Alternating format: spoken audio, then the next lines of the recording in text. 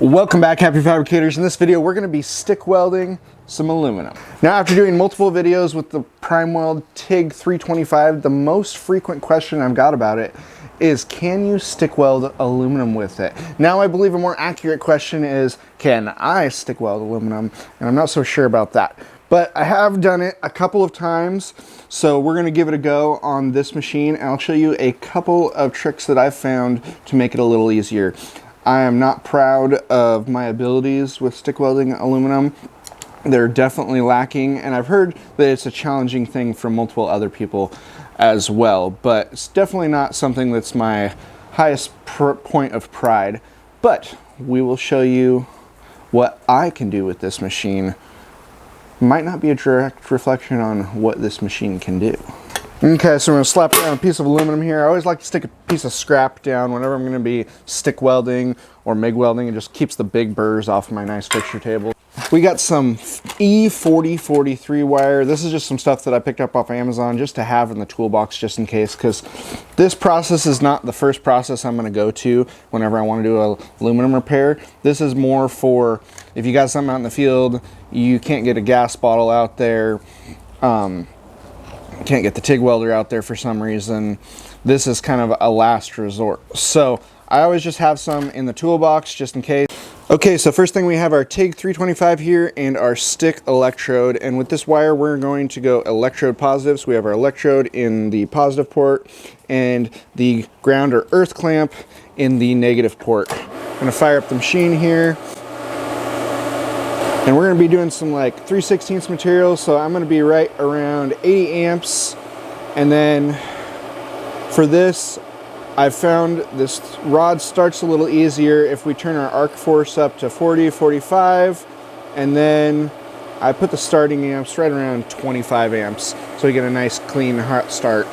I've just found, at least with this rod here, it just starts a little easier if you have that arc force and a little bit higher starting amperage. So we got some coupons here. So first and foremost, we want to make sure that our rods are dry, so I got a couple of them sitting on top of the fireplace here. Along with the rods being dry, we want a really heavy preheat. That's going to help that overall weld and help you with that startup as well. I'm also going to go just do a really quick scuff with the wire brush. Now that's what makes this hard too for repair applications, is that preheat seems to be pretty critical from what I've found, at least in the welding, and it's harder when you have a larger cast piece. That's what I'm making an assumption that you might be repairing, to get something like that up to a temperature that it's going to work well for you. But we'll show you what we can do with it.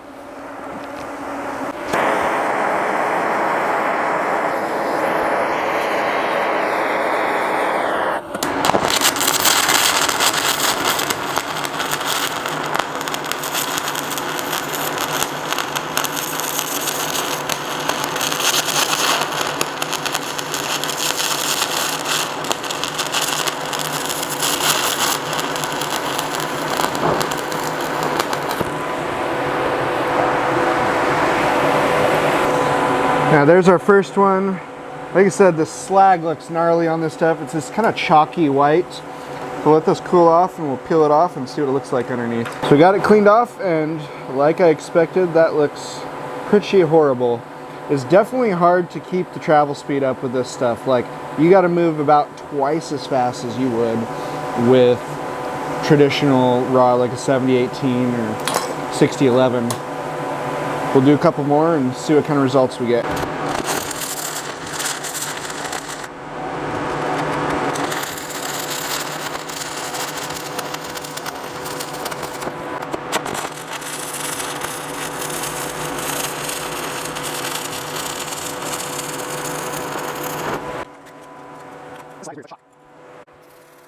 Unfortunately, that's the best looking one yet. There's not much to speak about there. It's not horrible, but it's not the best either. There's a little bit of cold lap. It's definitely stuck together. Maybe we'll burn the other side of this one in and do a cut and etch and see what it looks like. It definitely helped me at least, because you have to run this stuff so fast, using my hands and guiding that in so that I could just, I mean, I ate up a full rod in that 4 inches. It just eats that up.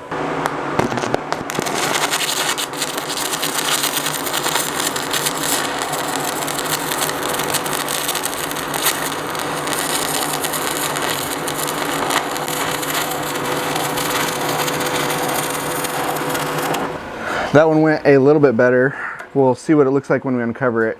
It's crazy though, because the flux on this when you're welding is so thick, you can't even really see the puddle. You're kind of guessing where the puddle's at.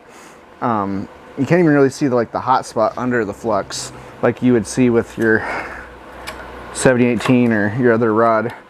But definitely looks like the preheat makes the most difference. I was noticing my rod angle, I wanted to be pretty much 90 degrees into the puddle is where I was getting the best results, with a slight drag to try to get that flux out of the way, and then just shoving it in, like pushing it in as fast as it'll go. So let's get this cleaned up and see what it looks like. Definitely not winning any awards with this.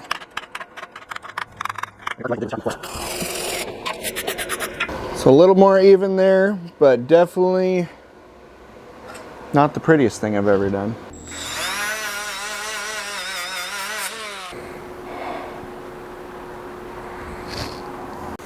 Okay, so the etch wasn't super defined, so I ended up drawing on it so we could see it with the camera.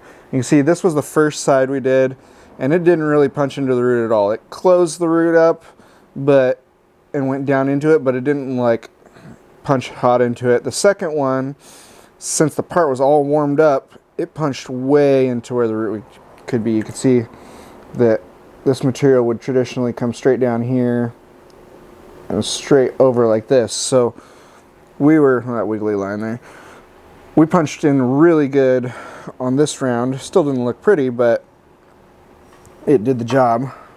So that's about the gist of it. There's not much more I could say. I feel really bad actually, because most of the time when I do a video, I have years or more of experience in something, and I feel like I try to add some value in teaching something. And this one, I was just kind of learning along the way as well. I've done this a couple times before, but I just had so many people ask me if you could stick weld aluminum with this machine, and well, you may be able to, but I wouldn't say that I'm able to at this point. I would definitely need to put quite a few more hours into this to feel comfortable with it as something that I could sell to somebody. Like I said, I've done a couple repairs in the past out in the field with it, but that was like 2, and I wasn't proud of those. So I haven't heard that they've broken, but yeah, I'm just gonna leave it there.